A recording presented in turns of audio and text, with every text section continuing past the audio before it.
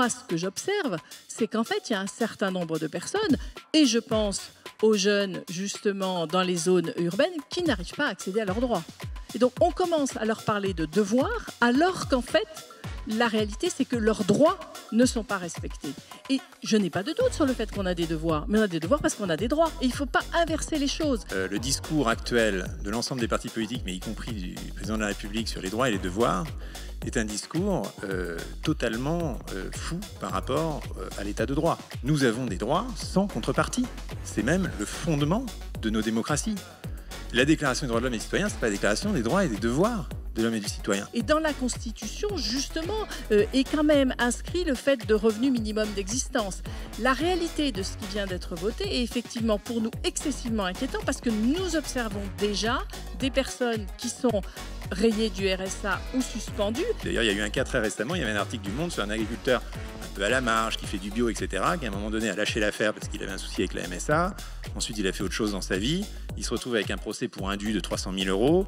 La ferme est saisie, son bétail est saisi, il met le feu à ses bâtiments, il menace de se suicider. Enfin, vous voyez, c'est des choses, c'est dramatique, c'est des questions de vie ou de mort. C'est pas juste des questions d'irritation administrative.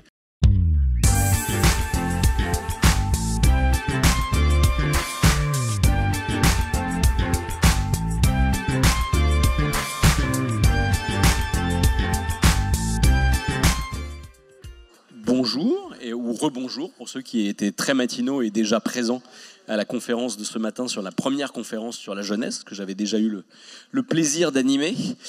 Cette fois-ci, nous allons parler de justice et de liberté. Nous allons parler de droits et de devoirs et nous allons le faire avec nos deux invités que je suis encore une fois très heureux d'avoir à mes côtés. D'abord Claire Hédon, qui est défenseur des droits, et Gaspard Koenig, qui est philosophe et écrivain. Claire Hédon, je vous présente un peu plus, même si je vais vous laisser présenter votre institution. Donc vous êtes défenseur des droits depuis 2020, après une longue expérience professionnelle qui vous a amené du métier de journaliste, et en particulier le service public radiophonique, du métier de journaliste à la présidence d'ATD Quart Monde. Je vous avais déjà identifié quand vous étiez présidente d'ATD Quart Monde. Autant dire que pour vous, la défense des droits passe en priorité, ou en tout cas forcément de façon un peu plus appuyée par la défense des droits des plus vulnérables. Voilà. Et effectivement, le premier des droits étant quand même naturellement celui de vivre dignement. Vos prises d'opposition ne passent pas inaperçues. En tout cas, on vous entend très régulièrement, très fréquemment intervenir dans le débat public. Ce qui démontre que, y compris dans une démocratie apaisée en tout cas installée et mature comme la nôtre, il est souvent nécessaire, il est régulièrement nécessaire en tout cas, de réaffirmer, de rappeler quelques principes fondamentaux. Vous nous en direz un peu plus là-dessus. Gaspard, donc cher Gaspard, nous on ne se quitte plus, on était sur une table ronde hier à Chambéry, mais je suis ravi sur un thème très différent qu'on soit encore sur la même estrade aujourd'hui. Vous êtes donc philosophe et écrivain, un philosophe engagé. Vous avez créé, vous avez présidé pendant longtemps un think tank qui s'appelle Génération Libre.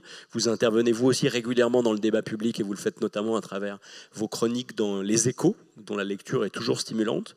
Mais au-delà de ces chroniques, je recommande vivement deux de vos derniers ouvrages.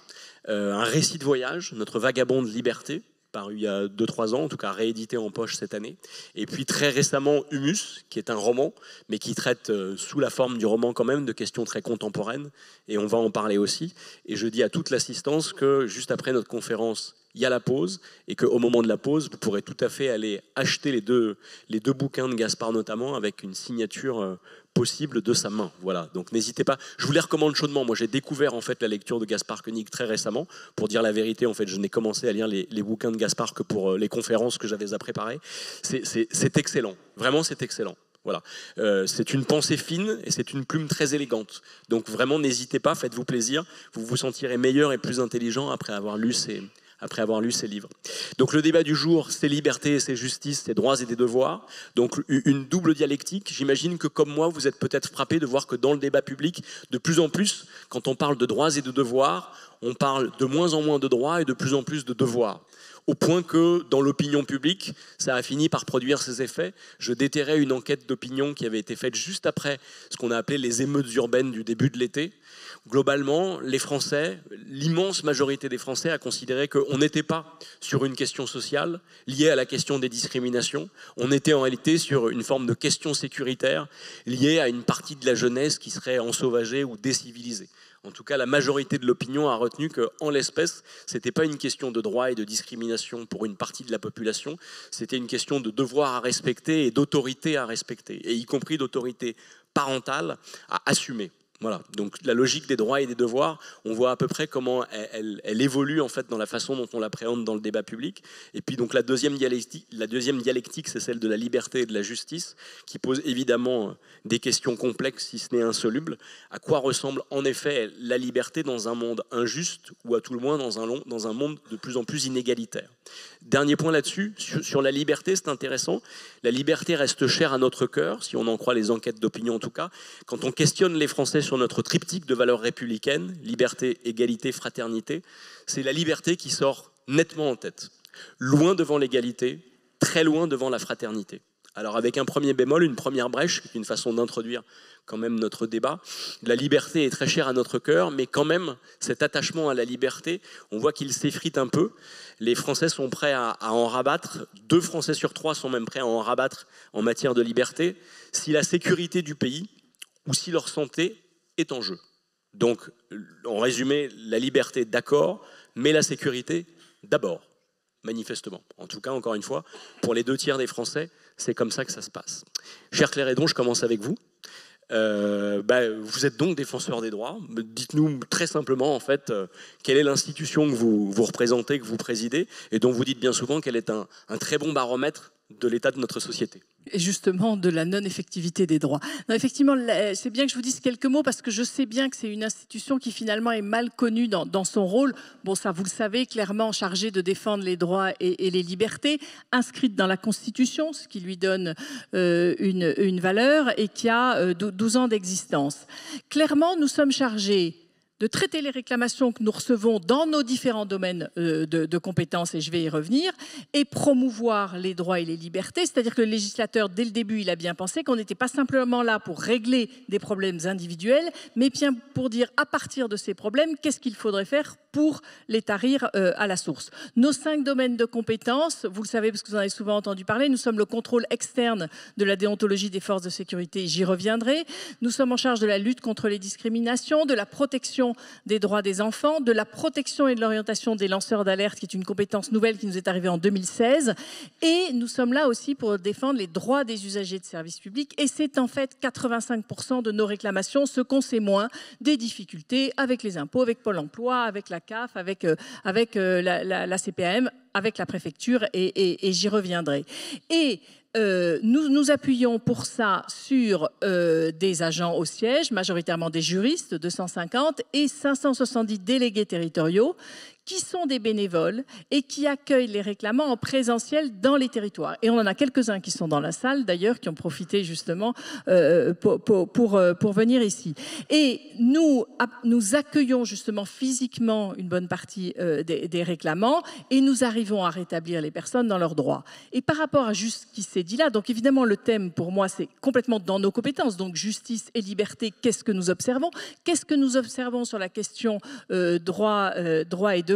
Et moi, ce que j'observe, c'est qu'en fait, il y a un certain nombre de personnes, et je pense aux jeunes, justement, dans les zones urbaines, qui n'arrivent pas à accéder à leurs droits. Et donc, on commence à leur parler de devoirs, alors qu'en fait, la réalité, c'est que leurs droits ne sont pas respectés. Et je n'ai pas de doute sur le fait qu'on a des devoirs, mais on a des devoirs parce qu'on a des droits. Et il ne faut pas inverser les choses. Et c'est vraiment clair. La Déclaration des droits de l'homme nous donne des droits. La loi, derrière, nous impose aussi des devoirs, mais bien parce qu'on a des droits. Et ça, ce renversement, moi, m'inquiète, parce que d'abord, ce n'est pas la réalité. Évidemment, pour une partie des gens, vous arrivez parfaitement à accéder à vos droits. C'est une partie de la population, vous avez dit, les plus vulnérables. Et dedans, clairement, de qui on parle? Évidemment, de personnes en situation précaire, d'étrangers, mais je pense aussi aux enfants, je pense aux personnes âgées qui sont accueillies en EHPAD. En fait, à chaque fois, c'est la vulnérabilité qui crée la possibilité d'atteinte aux droits. Et cette institution, elle a bien été créée pour ceux qui ont le plus de mal à faire valoir leurs droits. Et je pourrais vous dire une chose aussi sur quand même l'augmentation des réclamations qui, moi, m'inquiète énormément, parce que c'était 100 000 réclamations en 2020, c'est 115 000 en 2021, c'est près de 126 000 en 2022, et 2023, on va être au-delà de 140, si ce n'est 145 000 réclamations. Rançon de la gloire. Ou rançon de difficulté d'accéder à ces droits. Parce que franchement, le taux de notoriété de l'institution n'est pas encore suffisant, et particulièrement chez ceux qui ont le plus de mal à faire valoir leurs droits, pour penser que c'est la connaissance de l'institution qui génère cette augmentation. Gaspard, sur la question des droits et des devoirs, qui encore une fois a quand même bien envahi le débat public, et on en parle encore en cette rentrée avec la conditionnalité du RSA par exemple, où on semble insister de plus en plus sur les devoirs et de moins en moins sur les droits. Qu'est-ce que ça vous évoque, cette question ? Oui, bonjour à tous. Généralement, je suis très critique de tout le monde et très méchant avec tout le monde, et particulièrement avec les institutions républicaines, mais je fais une exception pour le défenseur des droits, auquel j'ai vraiment énormément de respect, dont les rapports, y compris au temps du confinement et du Covid, m'ont toujours beaucoup ému, parce que c'est une institution qui vraiment défend les libertés fondamentales de manière presque radicale, je dirais, parce que c'est son rôle. Et qui en plus est accessible aux citoyens, puisque n'importe qui peut raconter son histoire sur le site du Défenseur des droits pour faire partie des 126 000 qui viennent vous contacter.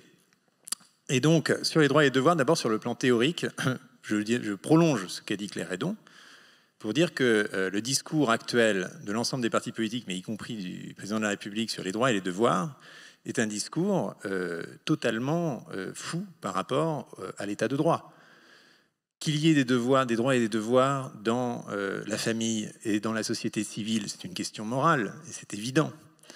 Mais sur le plan de la société politique, nous avons des droits sans contrepartie. C'est même le fondement de nos démocraties. La Déclaration des droits de l'homme et du citoyen, ce n'est pas la déclaration des droits et des devoirs de l'homme et du citoyen. Alors bien sûr, comme disait Claire Hédon, ces droits impliquent que je restreigne un certain nombre de mes actions. Mais ce n'est pas du tout conçu sous la forme de devoirs. Si j'ai la liberté d'expression, c'est en contrepartie de rien du tout. Simplement, ça m'impose évidemment de ne pas restreindre celle d'autrui, de le laisser parler. Et je pense qu'on est déjà dans une très mauvaise forme de paternalisme quand on gère la société sous l'angle des droits et des devoirs et de la réciprocité. Les droits sont absolus. Si on parle du RSA, la question devient... Quelle est la liste de ces droits qui sont absolus et inconditionnels? Et d'ailleurs, pourquoi nous avons ces droits absolus et inconditionnels? Parce que nous nous considérons comme des individus, comme des singularités pleines et entières, qui ont droit à l'existence, même si elles pensent différemment des autres, si elles ont d'autres valeurs, si elles sont marginales par rapport au reste de la société. Pour moi, quand même, l'objectif premier d'une société libre, c'est qu'on puisse vivre dans sa marge. C'est qu'on s'occupe des plus vulnérables, certes, mais c'est aussi qu'on laisse les gens qui vivent différemment le faire. Et c'est ça le principe d'organisation d'une société libre. Comment je fais pour que des gens qui ont des valeurs contradictoires puissent néanmoins vivre ensemble? Et donc je ne suis pas du tout dans l'idée de faire société, faire nation avec des valeurs communes, des valeurs républicaines. Et je pense que tout ce discours-là ne fait qu'attiser en fait les tensions. Moi, mon objectif, c'est au contraire comment on laisse le plus de diversité possible, parce que cette diversité est un acquis de nos démocraties et c'est un progrès, je pense, pour notre humanité. Et sur la question de la liste, si je puis dire, de ces droits, il manque, me semble-t-il, et il le semblait déjà à Thomas Paine dans la justice agraire en 1796, Thomas Paine qui est un révolutionnaire anglais, père fondateur des États-Unis d'Amérique et aussi élu à la Convention en France, débattant avec Robespierre, donc un personnage tout à fait incroyable, donc qui est en pleine Révolution française. Donc lui, la Déclaration des droits de l'homme et du citoyen, bon, il ne la fait pas parce qu'il arrive un peu après, mais enfin, il est en plein dans ces débats-là. Et il nous dit dans la justice agraire, il manque quand même un droit à votre déclaration, c'est le droit à la subsistance. C'est-à-dire un droit, pour emprunter un vocabulaire marxiste, ça m'arrive assez rarement, un droit réel plutôt qu'un droit formel. On ne peut pas non plus dire que vous avez le droit d'entreprendre si vous n'avez pas une espèce de minimum vital qui sécurise votre existence dans ce qu'elle a de plus biologique, si je puis dire. Et donc, ce droit à la subsistance, c'est le début d'un concept qu'on retrace chez Thomas Paine, qui est le revenu universel, c'est-à-dire l'idée que le droit d'avoir le minimum vital est un droit absolu et sans contrepartie. Et aujourd'hui, ce qui se passe avec le... Je ne dis pas qu'il n'y a pas eu des progrès, hein, le RSA, le RMI, puis le RSA ont été des progrès vers cela, mais ce qui se passe aujourd'hui avec la reconditionnalisation du RSA va, vous l'avez compris, exactement en sens inverse. C'est-à-dire on dit aux gens maintenant, je vous donne le minimum pour survivre, à condition que vous alliez dans tel processus d'orientation ou de formation qui vont être totalement kafkaïens, bureaucratiques et impossibles à gérer pour 2 millions d'allocataires du RSA environ. Voilà. Et qui vont, je pense, au contraire, enfermer les gens dans leur statut de pauvre, alors qu'un revenu qui est distribué à tous, parce que c'est un droit, on peut voir sous quelle forme, ça peut être sous la forme d'impôt négatif, c'est tout à fait faisable dans le cadre sans bousculer les finances publiques actuelles, mais c'est une autre question. Il libère au contraire, il émancipe et il permet aux gens de se projeter dans l'avenir en sachant que cette petite sécurité qu'on leur donne, elle est absolue, intouchable et qu'on n'a rien à justifier en retour. Et quand vous regardez un peu de près la manière dont sont traités déjà aujourd'hui les allocataires du RSA, les contrôles qu'ils subissent, notamment pour vérifier, on en parlait tout à l'heure, s'ils ne sont pas en couple, parce que quand vous êtes en couple, le RSA est familialisé, donc vous touchez, je ne sais pas, une centaine d'euros de moins. Donc comment l'administration définit que vous êtes en couple? Vous voyez le degré d'intrusion dans lequel on va, c'est-à-dire que les gens ne se rendent pas compte que dès qu'on met des conditionnalités, derrière on met des systèmes de vérification et de surveillance. Et très crûment, on va contrôler le nombre de brosses à dents. On va contrôler pour savoir si les gens sont colocataires ou en couple. C'est ça qui se passe aujourd'hui. C'est-à-dire que vous avez des inspecteurs des CAF qui entrent dans les appartements des plus fragiles pour vérifier s'ils couchent ensemble ou pas. C'est ça la réalité. Et vous avez des attendus de procès pour indu du RSA où ces questions-là sont posées parce que c'est la loi aujourd'hui. Ça revient à la question de l'individualisation des droits, parce que si on va le plus loin possible dans la question justement des droits et des droits fondamentaux, la question c'est est-ce que ces droits sont individuels? Et aujourd'hui, ces droits ne sont pas complètement individuels, puisqu'on vit depuis le Code civil napoléonien sur la base du foyer. C'est pour ça qu'il y a eu tous ces problèmes avec l'allocation handicapée. C'est pour ça que quand vous vous mariez devant le maire, on vous explique que vous avez un devoir d'assistance mutuelle. C'est pour ça que votre impôt, vous le payez à titre du foyer fiscal. Et la question, évidemment, de l'individualisation des droits est au cœur de la question, notamment du RSA aujourd'hui. D'ailleurs, alors il y a eu une individualisation pour l'allocation adulte handicapé, effective depuis hier, depuis le 1er octobre, qui est une avancée. Ça commence à être une brèche, mais vous avez raison, il faudrait le faire pour le reste. Je voudrais juste, parce qu'on ne va pas être trop longtemps sur ce débat, mais juste sur la question du RSA, vous dire ce que nous, on observe dans les réclamations qu'on reçoit, en termes justement de contrôle et de non-effectivité, finalement, du droit. C'est des personnes à qui on reproche, entre guillemets, un indu, c'est-à-dire un trop-perçu, parce qu'ils ont reçu un chèque de 50 € de leurs parents, juste en cadeau de Noël. Je pense à une femme qui a vendu ses habits, parce que justement, elle était dans le besoin. Ça a été considéré comme un revenu. Dans les mois qui ont suivi, on a déduit d'autant son RSA. C'est vous montrer jusqu'où va le contrôle, jusqu'où va le non-respect de certains droits fondamentaux et d'un reste à vivre suffisant qui est aussi inscrit dans la loi. Et dans la Constitution, justement, est quand même inscrit le fait de revenu minimum d'existence. La réalité de ce qui vient d'être voté est effectivement pour nous excessivement inquiétant parce que nous observons déjà des personnes qui sont rayé du RSA ou suspendu. Et toute la bataille, c'est que quand vous suspendez un mois ou deux le RSA de la personne, est-ce que vous le rétablissez derrière et comment vous déstabilisez un budget qui est déjà excessivement en tension, parce que je défie à quiconque d'être en capacité de vivre avec ce qui sont les 600 €. Mais si vous enlevez les APL, la réalité, c'est plutôt autour de 500-520 €, de réussir à boucler le mois dans ces conditions. Et effectivement, nous, les réclamations, du coup, nous permettent de dire ce qu'il faudrait faire et la non-effectivité des droits. Nous, on se bat on observe sur un certain nombre de personnes une non-effectivité des droits. Mais d'ailleurs, peut-être un petit complément là-dessus. En réalité, à travers votre rapport et l'essentiel en fait de la tâche que vous accomplissez, sur quel type de sujet vous intervenez en fait de façon plus massive on intervient de façon massive. Vous l'avez vu sur la question des droits des usagers de services publics, sur la question de la dématérialisation. Clairement, la dématérialisation des démarches, c'est une chance pour plein de personnes. Ça simplifie les démarches, ça permet de les faire quand on veut. Vous avez encore aujourd'hui, et c'est les derniers chiffres du Crédoc, 1/3 de la population française éloignée du numérique. C'est ceux qui sont en difficulté avec le numérique, c'est 11,5 millions de personnes. 4 millions qui n'ont pas Internet. Oui, c'est encore la réalité aujourd'hui. Ça fait 16,5%, ça fait 16,5 millions de personnes de plus de 18 ans. Oui, c'est 31,5% de la population française, c'est près d'un tiers. On ne peut pas continuer à avancer en marche forcée comme ça avec la dématérialisation, avec avec des personnes qui sont perdues et avec du coup le nombre de personnes qui font les démarches pour leurs parents très âgés est assez impressionnant et ceux qui sont en immense difficulté. Donc on intervient beaucoup sur cette question des droits des usagers de services publics, sur des indus, sur tout ce que je vous disais. Et après, les autres sujets, on va y venir, hein, la question de la déontologie des forces de sécurité, la lutte contre les discriminations, la question de la protection des droits des enfants et aussi protection et orientation des lanceurs d'alerte. Mais la partie usagers de services publics, juste un tout petit mot parce qu'on va parler après immigration, sachez qu'un quart de nos réclamations sont sur les droits des étrangers. Mais pourquoi ? Simplement parce que des personnes n'arrivent pas à avoir un rendez-vous en préfecture pour renouveler leur carte de séjour ou parce que c'est des délais qui ne sont pas raisonnables de traitement des dossiers et elles n'ont pas de réponse. Je vais vous donner juste un exemple qui m'a été donné tout récemment par un de nos délégués. Une femme de 61 ans, algérienne, née en France, qui depuis 2020 n'a pas le renouvellement de sa carte de séjour. Elle l'aura, mais vous imaginez dans quelle situation de fragilité on la met, parce que quand vous n'avez plus votre carte de séjour et que vous n'avez pas les récépissés, la CAF suspend les aides auxquelles vous avez droit, et donc tout va en cascade. Voilà les situations. C'est pas une de temps en temps, c'est un quart de nos réclamations. C'est de l'engorgement administratif s'agissant d'un cas comme celui-ci. Évidemment, par exemple, je sors des Yvelines. En fait, parce qu'on était à Trappes pour un place au droit, c'est-à-dire sortir l'institution et aller sur le terrain.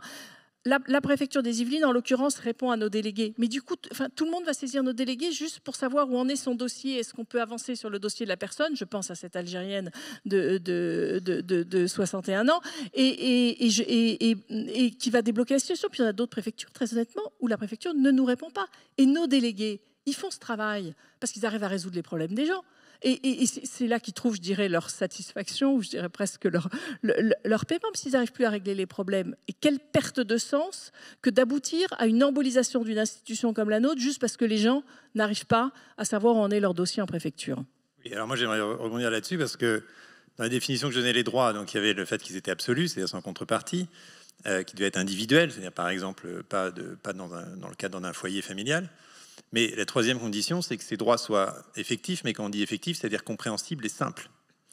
Et il me semble, et Claire y faisait allusion, j'ai fait toute une campagne politique pendant 1 an sur le sujet, donc j'ai été réclamé, c'était pas forcément ce qui est le plus amusant à faire, mais enfin les doléances administratives des citoyens, parce qu'il me semble que la question de la bureaucratisation est une question absolument centrale de notre société, parce que c'est pas seulement une question de il y a trop d'administration ou d'administratif ou de paperasse, c'est une question beaucoup plus fondamentale, existentielle. Pourquoi est-ce qu'on a mis en place cette bureaucratie, y compris d'ailleurs dans le secteur privé, hein, c'est pas mieux dans le secteur privé que dans le secteur public, c'est par une volonté de contrôle, c'est par une volonté de se préserver du risque, enfin c'est des racines assez profondes et qui datent pas d'hier, puisque Tocqueville en parlait déjà dans l'Ancien Régime et la Révolution, de la tutelle administrative.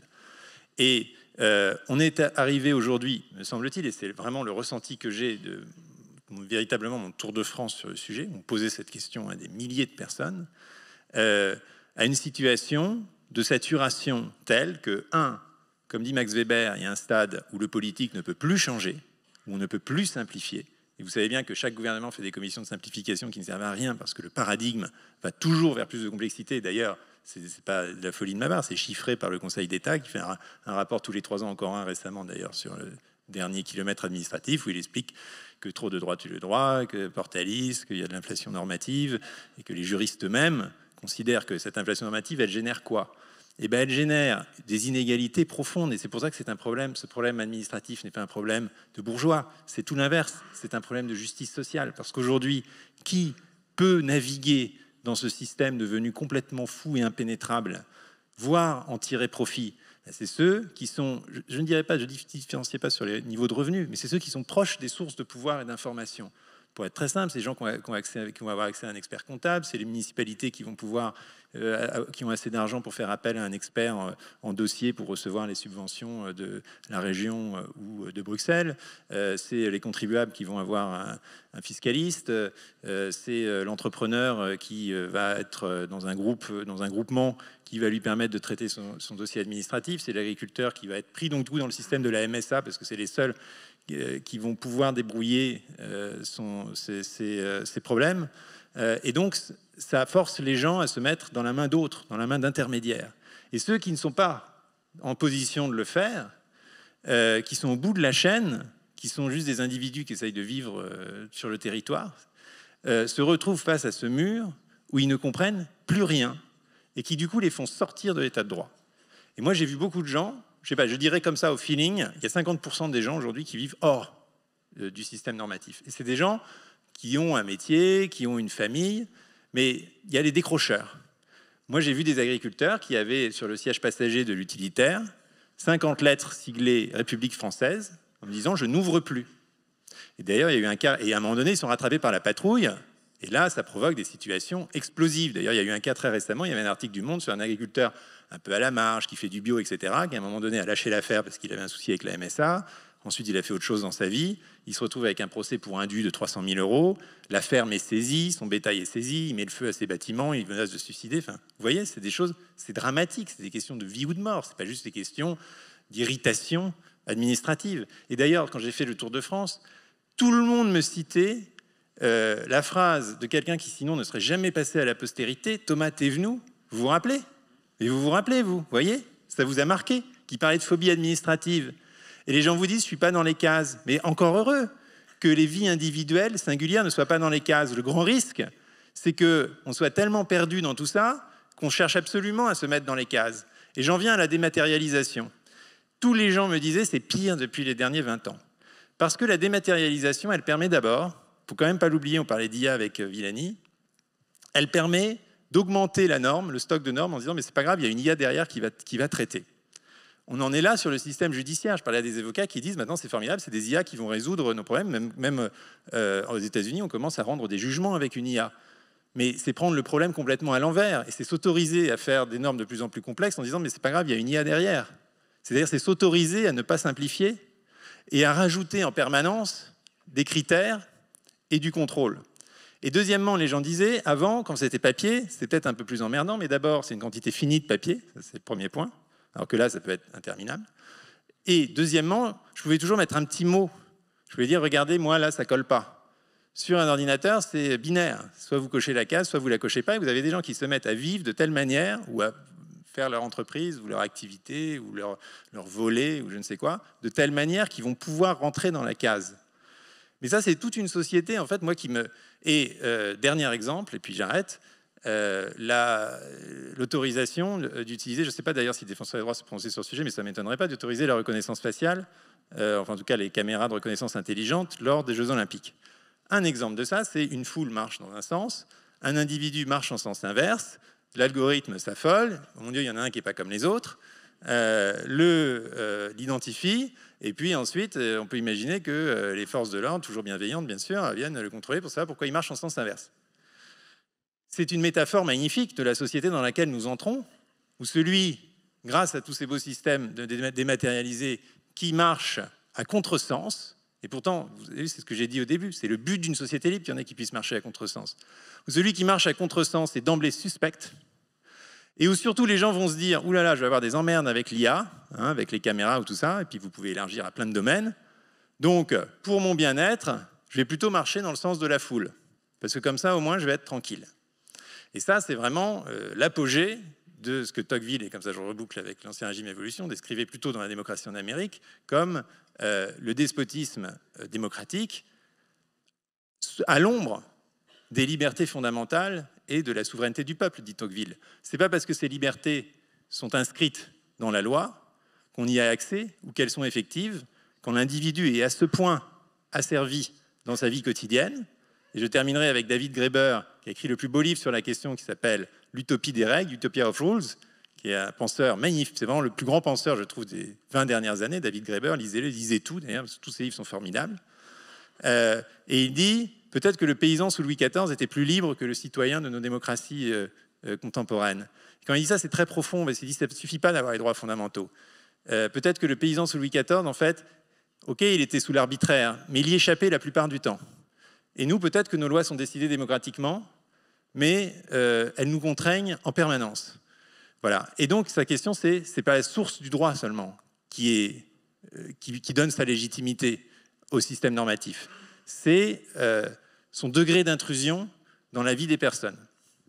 Je vais rebondir sur plusieurs points. C'est que d'abord, l'injustice, clairement, elle prive de liberté. Donc les personnes qui n'arrivent pas à accéder à leurs droits, elles sont de fait privées de liberté. Pour continuer sur votre exemple, effectivement, de l'intelligence artificielle au moment des Jeux Olympiques, on s'y intéresse évidemment beaucoup parce qu'il y a des risques discriminatoires importants.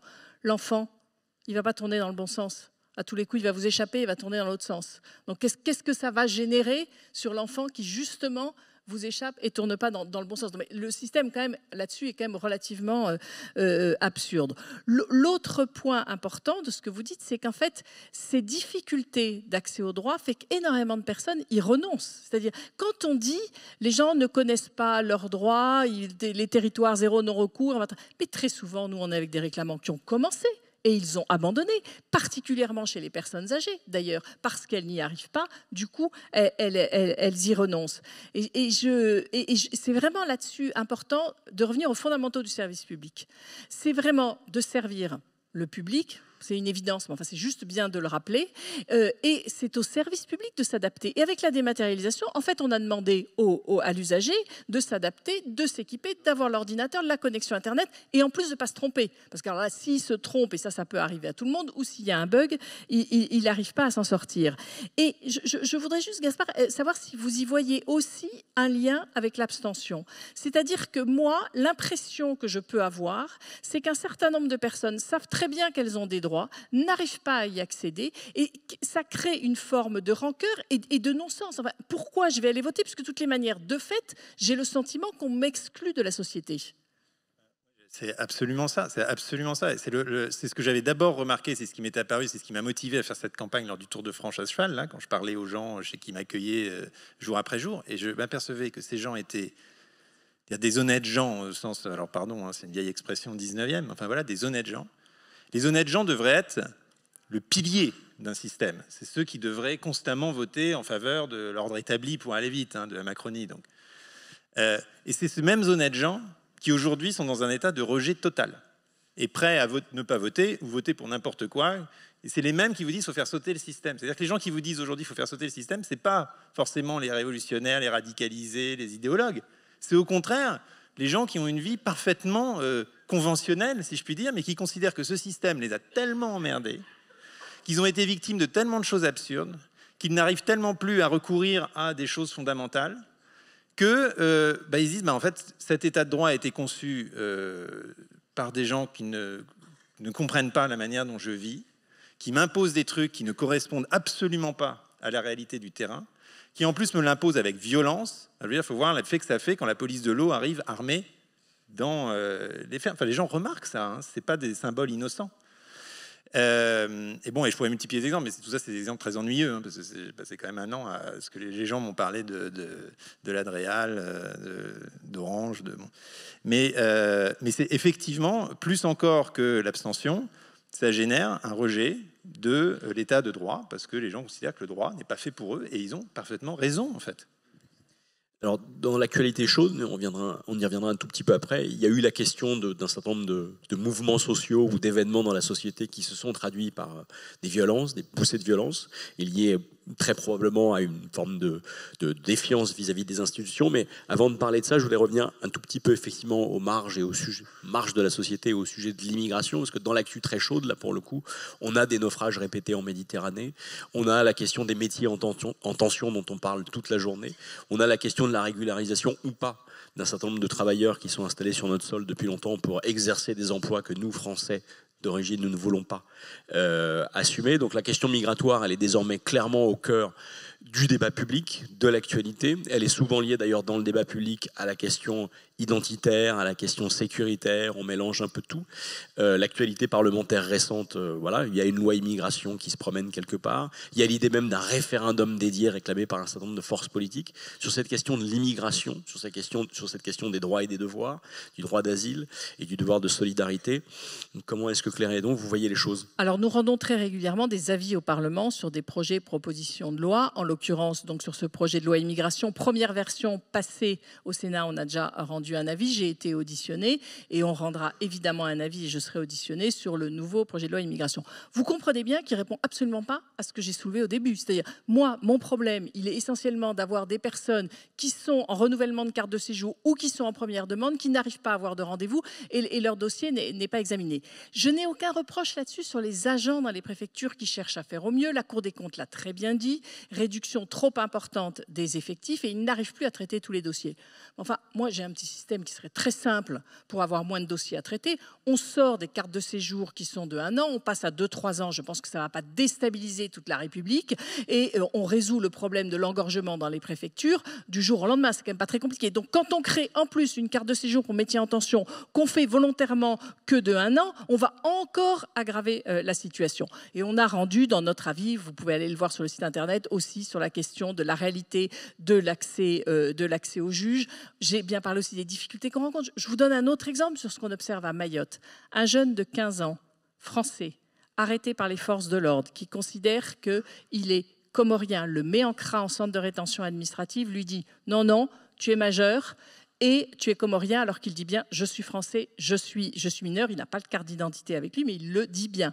Il est expulsé aux Comores, où il n'a évidemment aucune famille. Il passe 15 jours à la rue avant qu'on arrive à ce qu'il soit rapatrié. Ce n'est pas une histoire de temps en temps comme ça. Voilà ce qu'on observe comme atteinte aux droits fondamentaux des personnes. Et nous, ce qu'on défend, c'est à la fois cette histoire du projet de loi immigration qui ne répond pas aux problèmes actuels et qui déstabilise des personnes, qui leur fait perdre des droits. On a des réclamants qui perdent leur emploi et qui perdent leur logement. Il faut savoir que c'est ça. Et qui sont en France depuis de nombreuses années. Donc c'est absolument insupportable. Et après, sur le reste, la question de l'accueil, en gros, des immigrés, nous, ce qu'on demande, c'est le respect des droits fondamentaux des personnes. C'est juste ça. Et l'idée qui serait, c'est pas nous, c'est à d'autres gens que ça arrive, c'est à des précaires ou à des étrangers. Quand on commence à atteindre les droits des personnes, de ces personnes-là, plus fragiles, plus en difficulté, ça touche après le reste de la population. Arrêtons de penser, c'est pas moi, ça ne me regarde pas, c'est pas vrai, c'est une pente glissante qui est inquiétante. Gaspard, tu veux réagir? Sur le problème spécifique, moi j'avais réalisé ça quand j'ai visité un centre Emmaüs. Et Emmaüs, dites-moi si je disais bêtises, mais enfin, ils procurent du travail à des gens qui sont sans papier pour leur permettre d'avoir des papiers, puisqu'on est en France dans cette espèce de catch-21, je crois, complètement fou. Pour avoir des papiers, il faut avoir un travail. Pour avoir un travail, il faut avoir des papiers. Et alors là, c'est vraiment la question bureaucratique par excellence. Et où, du coup, les gens, pour obtenir leurs papiers, sont livrés à l'arbitraire absolu du chef d'entreprise, qui est censé, c'est un truc fou quand même, qui est censé prendre le risque de dire qu'il a fait travailler quelqu'un dans l'illégalité afin de valider son travail et que la personne puisse acquérir des papiers. Et donc, en fait, le système pousse les chefs d'entreprise à être dans l'illégalité pour pouvoir permettre à ces gens-là, ensuite, qui veulent bosser, parce que généralement, quand on arrive dans un pays, qu'on a traversé les mers, etc., c'est pas pour glander au RSA, quoi. D'ailleurs, les chiffres le montent, et en Angleterre, et en France, et partout, première génération, ils arrivent, ils veulent bosser. Et donc, ce système-là où on pousse à l'illégalité pour pouvoir légaliser, avec des risques d'exploitation importants. Évidemment, tout à fait malsain et kafkaïen, et avec effectivement ces risques d'exploitation, parce que du coup, il y a une espèce de tutelle du chef d'entreprise qui a droit de vie ou de mort, de facto, sur la personne qui travaille. Enfin, c'est tous les gens qui travaillent dans les restos à Paris, enfin, pour aller vite, quand vous les voyez en arrière-cuisine. Et puis, donc c'est un problème qui est sous nos yeux, mais qu'on ne voit pas, parce qu'évidemment, quand on va dans les restos, on ne va pas forcément leur demander d'aller parler en cuisine. Et la deuxième chose qu'a dit Claire, donc, qui est importante, c'est quand on commence à... C'est l'histoire de « ça ne nous concerne pas ». Et ça, c'est vraiment très, très vrai. Et c'est souvent pénible de se battre, en fait, pour les droits fondamentaux, parce qu'on va se battre pour des droits de gens, là, je ne parle pas de la question de l'immigration, mais plus générale, qu'on n'estime pas forcément. Enfin, c'est toute la question de la liberté d'expression. On va essayer de parler des gens avec qui on n'est pas d'accord, qui disent des choses insupportables, qui nous irritent. Et il faut vraiment se convaincre que c'est précisément en assurant la liberté des gens les plus divers, y compris des gens dont on ne partage pas ni le mode de vie, ni les valeurs. On peut penser aussi à la question religieuse. C'est pour ça que moi, je suis très contre le discours actuel sur la laïcité qui en fait, inverse complètement la question de la laïcité. Enfin, je rappelle quand même que la question des vêtements à l'école, c'est pas une question de laïcité du tout. Mais du tout. Mais je ne comprends pas que le gouvernement utilise ce mot. C'est une exception à la laïcité. La laïcité, c'est la tolérance dans l'espace public de l'ensemble des religions et de leurs signes extérieurs d'appartenance. L'école est une exception dans la structure de la laïcité parce qu'on dit pour les enfants, et à juste titre je pense d'ailleurs, mais on dit pour les enfants, pour les mineurs, pour pouvoir les dégager de leur influence parentale, sociale, etc., et les mettre dans un espace où ils vont pouvoir construire un esprit autonome, nous leur demandons de faire fi de leur appartenance religieuse. Mais il ne faut pas dire que c'est au nom de la laïcité, surtout pas, parce que sinon, du coup, les gens confondent tout et se disent « Ah, c'est ça la laïcité, c'est de nous empêcher de porter les vêtements qu'on veut et d'embrasser la religion qu'on veut. » Mais c'est tout l'inverse. Et puis le dernier exemple sur la question « Ouais, c'est les minorités, ça ne me concerne pas. » Bah, si, ça te concerne. Moi, j'ai été assez bouleversé parce que j'ai entendu, mais je ne sais pas si vous êtes saisi du sujet, sur l'école à la maison. J'ai découvert ce sujet. L'école à la maison est un droit, ça fait partie de l'instruction publique. L'instruction publique, ce n'est pas l'éducation nationale. Hein. Jules Ferry, il n'a pas dit que l'éducation nationale était obligatoire pour tous. Il a dit que l'instruction publique est obligatoire pour tous, mais dans cette instruction publique, il peut y avoir toutes sortes de modalités d'éducation.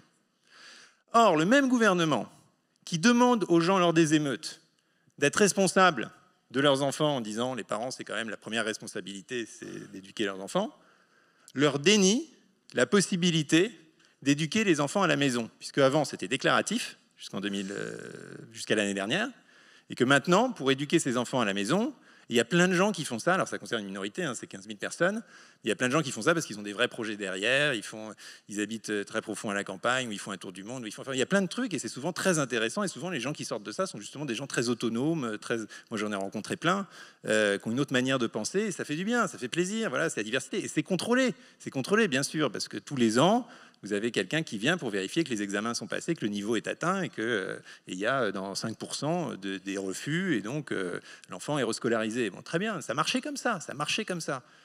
Et sous couvert de loi séparatisme, là on est vraiment en plein dans notre sujet, on a dit, ah ben non, maintenant, il faut une autorisation. Et là, on entre dans le cauchemar bureaucratique, c'est-à-dire que les gens doivent prouver leur projet éducatif auprès du rectorat, que ça dépend de la bonne volonté du rectorat, que vous avez des rectorats qui autorisent, des rectorats qui refusent 90% des dossiers, on ne sait pas pourquoi, que de toute façon ça se renouvelle tous les ans, comme les cartes de séjour, et que donc on ne peut pas se projeter dans l'avenir parce qu'on dit tous les ans je suis soumis à cette espèce de épée de Damoclès administratif de savoir est-ce que je vais pouvoir continuer à éduquer mon enfant à la maison, à faire mon projet pédagogique.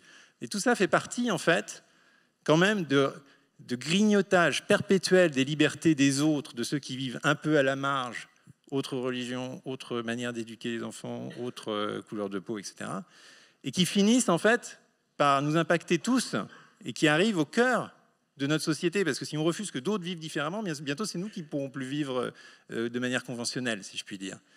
Et donc, on dit toujours, oui, mais c'est des fantasmes quand même, on vit dans une démocratie, dans un état de droit, il faut se comparer aux autres et tout ça. Bah, peut-être, mais précisément, je pense que la direction, la tendance, et franchement, tout parti confondu, va plutôt dans le sens d'une espèce d'imposition forcée de valeurs communes. On parle constamment de valeurs républicaines dans lesquelles on met tout et n'importe quoi, simplement parce qu'on veut dire non, attention, hein, c'est maintenant, c'est réglé d'en haut, ce que vous devez croire, là où vous devez appartenir, le chemin que vous devez prendre, la formation que vous devez suivre.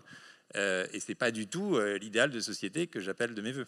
Et la loi sur les principes républicains, on en voit l'impact sur la liberté associative et dans le contrat d'engagement républicain sur le contrôle d'un certain nombre d'associations. Enfin, je pense que ça aussi, c'est des conséquences que nous, on avait vues, mais qu'on voit maintenant concrètement sur le terrain dans les réclamations qu'on peut recevoir. J'aimerais vous entendre sur un dernier sujet. Dans l'actualité chaude, il y a la question migratoire dont on ne cesse de parler. Puis si on rembobine un peu le film, il y a dans notre actualité sociale à nous des colères populaires qui ont éclaté de façon très rapprochée au cours des derniers mois et des dernières années. Les gilets jaunes d'une part, le mouvement de contestation contre la réforme des retraites.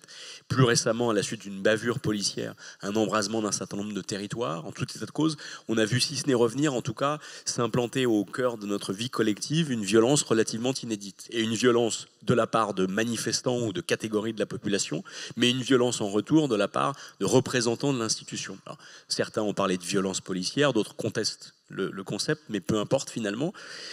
Qu'est-ce que dit précisément en fait ce retour d'une forme de violence dans la société, y compris d'une violence institutionnelle Sur ces révoltes urbaines, je trouve qu'il faut chercher à comprendre le pourquoi. Et chercher à comprendre le pourquoi, c'est à aucun moment justifier la violence, c'est chercher à comprendre qu'est-ce qu'il s'est passé et qu'est-ce que cherche à dire un certain nombre de personnes. Vous voyez bien que quand on accuse les parents de ne pas être responsables, mais qu'eux, ils n'arrivent pas à accéder à leurs droits, ils n'arrivent pas, pour certains, à renouveler leur carte de séjour, ou leurs enfants ne sont pas affectés, c'est la question, j'en dis deux mots, des lycéens sans lycée. On découvre à la rentrée l'année dernière que des jeunes admis en seconde avec Affelnet ne sont pas inscrits dans un lycée. Et ils se retrouvent le 1er septembre, finalement sans affectation, à la rue et sans lycée. À qui revient l'obligation de scolariser ces jeunes? Et donc, à certains de ces jeunes, on a dit, écoutez, c'est pas très grave, du coup, vous allez redoubler. Alors oui, vous étiez admis en seconde, enfin, on n'a pas de place en seconde pour vous, donc vous redoublez. Des bacs pro petite enfance, métiers en tension dont on a besoin, qui ne sont pas admis. On a encore ces situations aujourd'hui, c'est absolument inadmissible. C'était près de 18 000 à la rentrée l'année dernière, c'est probablement autour de 13 500, d'après ce que le ministère a donné comme chiffre aux Parisiens, mais pas encore à moi, où il ne m'a pas répondu. Voilà à peu près. Alors évidemment, on peut dire que ce n'est pas beaucoup par rapport au nombre de lycéens, c'est insupportable pour ceux que ça concerne. Donc chercher à comprendre ce qui s'est passé, pourquoi? Parce qu'on ne peut pas faire porter la question de ce qui se passe dans ces zones urbaines uniquement sur la police en confrontation avec les jeunes ou sur l'éducation en confrontation avec ces jeunes. C'est une question de société plus large et effectivement, il y a une question de lien police-population. Qu'est-ce que nous observons? Nous sommes le contrôle externe de la déontologie des forces de sécurité. Qu'est-ce que ça veut dire? La déontologie, d'abord, le premier contrôle, c'est par les pairs. Après, c'est par la hiérarchie. Ensuite, il y a des contrôles internes que sont l'IGPN et l'IGGN. Et dans toute démocratie, il y a un contrôle externe et indépendant. Et qu'est-ce que nous observons dans un certain nombre de situations où il y a eu, comme vous dites, des dérapages? Quand il y a des faits, on peut quand même aller au-delà d'ailleurs de ce terme de situation absolument inadmissible. Nous nous apercevons que dans un certain nombre de situations, les sanctions derrière ne sont pas à la hauteur. Et en fait, la police, elle a de fait l'usage de la force. Mais quand c'est de façon exceptionnelle, nécessaire et proportionnée. Et nous, c'est ça qu'on va contrôler. C'est est-ce que c'était nécessaire et proportionné à ce moment-là? Quand, dans une manifestation, un jeune est maintenu au sol et donc il est hors d'état de nuire et qu'il y a un policier qui continue à lui taper dessus, eh ben, excusez-moi, c'est ni nécessaire ni proportionné. Voilà ce qu'on cherche à montrer. Et c'est indispensable de reconnaître les moments où il y a des dérapages, parce que c'est ça qui crée la confiance. La confiance, elle se rétablit quand, justement, à partir du moment où il y a des comportements qui sont inadmissibles, ils sont sanctionnés. Un dernier mot sur la question des contrôles d'identité discriminatoires. Vous savez que l'affaire est devant le Conseil d'État. L'audience a eu lieu vendredi, à la fois sur les contrôles d'identité discriminatoires et sur la question du port du RIO. L'institution, j'ai donc présenté des observations devant le Conseil d'État. Nous ne les rendrons publiques que quand le Conseil d'État rendra sa décision. Et d'autre part, j'ai saisi la Cour des comptes et qui devrait rendre son rapport dans le courant du mois de novembre pour évaluer le nombre de contrôles d'identité, pour quelle efficacité et quel impact sur le lien police-population.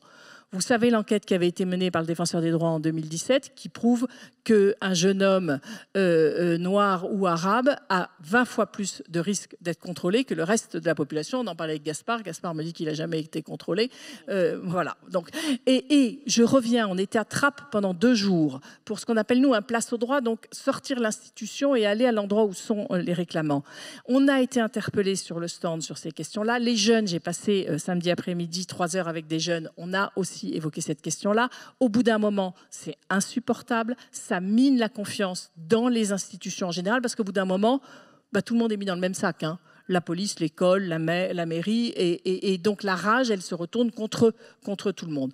On ne peut pas rester dans ce statu quo. Il faut avancer, mais vous avez compris que c'est pas si facile. Vous êtes une vraie professionnelle vous êtes restée une vraie professionnelle de la radio, puisque vous vous arrêtez au moment où le timer s'arrête, absolument. Gaspard, pas de frustration si on lève la séance?